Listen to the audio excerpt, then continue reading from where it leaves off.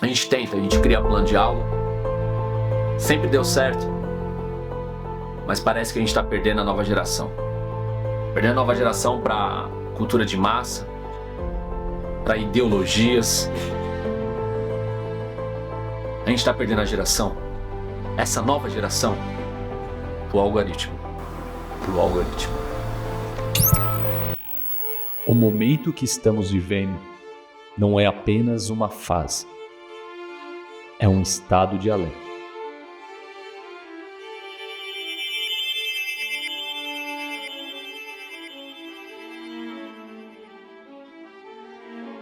O uso excessivo do celular prejudica atividades importantes como a interação social e a comunicação. Os cientistas chamam esse efeito negativo de drenagem cerebral. As comparações não param, e as fofocas, e o drama, e a exclusão, e garotos pedindo nudes. Todo tipo de coisa ruim acontece com as meninas nas redes sociais. Existem desafios invisíveis dentro de nossas casas. Uma barreira silenciosa se ergueu entre nós e a nova geração. Os dados são contundentes. Para os garotos, não é muito claro se o pior são as redes sociais. Eles ficam dependentes do que dá prazer imediato. Começa com videogame, muito videogame, depois vem a pornografia. As meninas estão pior, mais ansiosas e mais deprimidas. Mas ainda assim elas terminam os estudos e entram no mercado de trabalho. Os garotos ficam tão presos ao videogame e à pornografia que eles deixam de se desenvolver. 66%. Esse é o número de jovens que abandonam a fé quando pisam na universidade. Eu não nasci num lar cristão. E o que valia era o que a ciência explicava. Bom, e um abismo chamou outro abismo, dos 12 aos 24 anos. Eu me afastei completamente dos caminhos do Senhor. Então, essa educação da primeira e da segunda infância foram essenciais para estabelecer um alicerce bem consistente para quando eu chegasse naquele ambiente agressivo, né, da universidade, aquilo não me abalasse. Acho que hoje a igreja peca nisso. A igreja não investe de forma assertiva na formação teológica das primeiras faixas. Será que a culpa é da universidade? Ou será que o problema começou muito antes? A gente está perdendo uma geração para uma cultura sem princípios. A gente está perdendo uma geração para ideologias. Passou a questionar a autoridade dos pais e a participar de protestos violentos. Eu estava totalmente influenciada por tudo que eu ouvia.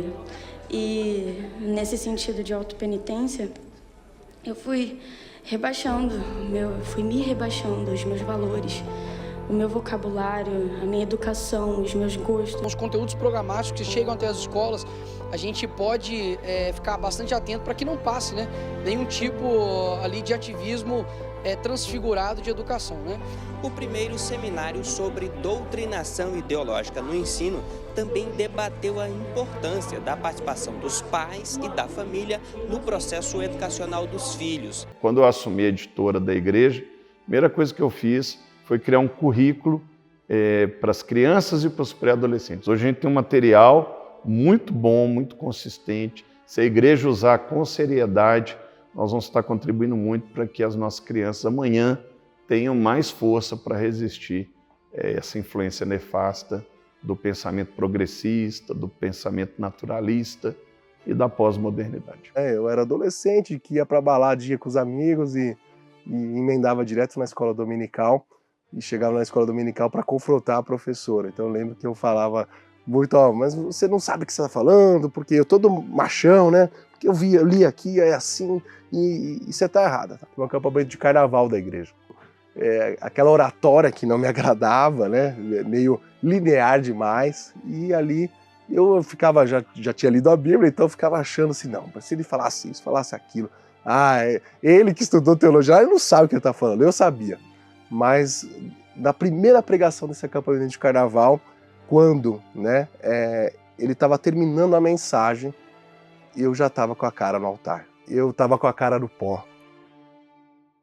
Me tornei hippie, pegava maconha com os índios do Maranhão e curtia, andei por esse país todo, andando a pé, fazendo artesanato, fazendo sandália de pneu, colarzinho e tal. Até que um dia, num desespero inacreditável, que eu nunca vi coisa igual, Salmo 116 fala sobre isso. Angústias do inferno se apoderaram da minha alma, caí em tribulação e tristeza. É o que diz o salmista. Aí invoquei o nome do Senhor. O que aconteceu comigo, o que eu experimentei, o que é ficar um segundo na perdição eterna, um negócio extraordinariamente infernal. E eu disse, se existe um Deus, me tira daqui. Naquela hora, você não vai acreditar. Eu me lembrei das coisas que aprendi quando pequenino. Versículos da Bíblia vindo à minha mente, as histórias de Jesus, músicas. Nós vivemos o tempo mais desafiador da história da humanidade em termos de diálogos intergeracionais. Hoje existe um abismo entre a geração X, Y, Z e a geração Alfa e Beta, que é essa geração pós-anos 2000, geração do século XXI. E que o evangelho precisa ser comunicado por meio da cultura. Nós precisamos usar a cultura com criatividade, profissionalismo e tudo aquilo que de inspiração que vem do alto para poder comunicar melhor para essa geração. Porque até hoje, muitas vezes, os materiais que são feitos por cristãos, eles têm ali uma certa, uma cara, digamos assim, uma roupagem, uma linguagem mais antiga, né?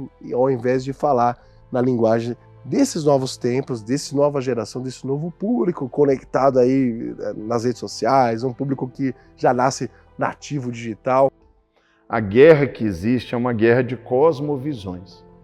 Dentro da universidade você vai se deparar com 3 grandes cosmovisões que se opõem à cosmovisão teísta cristã. E eu trabalho com crianças, porque se eu não tivesse ouvido de Jesus quando criança, eu estaria perdido. Eu tenho pregado quase todo domingo, falado, desafiado, tem sido meu ministério, desafiado sobre como os pais devem levar seus filhos a Cristo, como a igreja deve investir na criança. Parece que as pessoas não percebem que a criança é o maior campo missionário que nós temos hoje no mundo.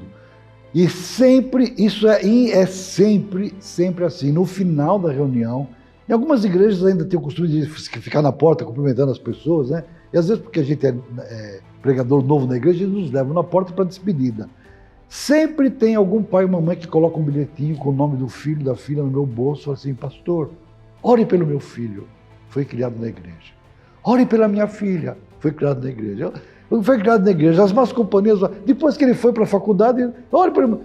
Eu ouvi tanto isso que eu cunhei uma palavra que é o seguinte, crianças que são igrejadas, mas não são evangelizadas. A cultura pop hoje é aquela que chega instantaneamente por redes sociais, por meio da internet, por meio do streaming com uma facilidade para uma massa muito grande. Ou seja, exige de nós que trabalhamos com educação, que realmente ensinamos a palavra de alguma maneira, exige de nós acompanhar muito de perto, ou seja, a gente tem que saber o que está acontecendo.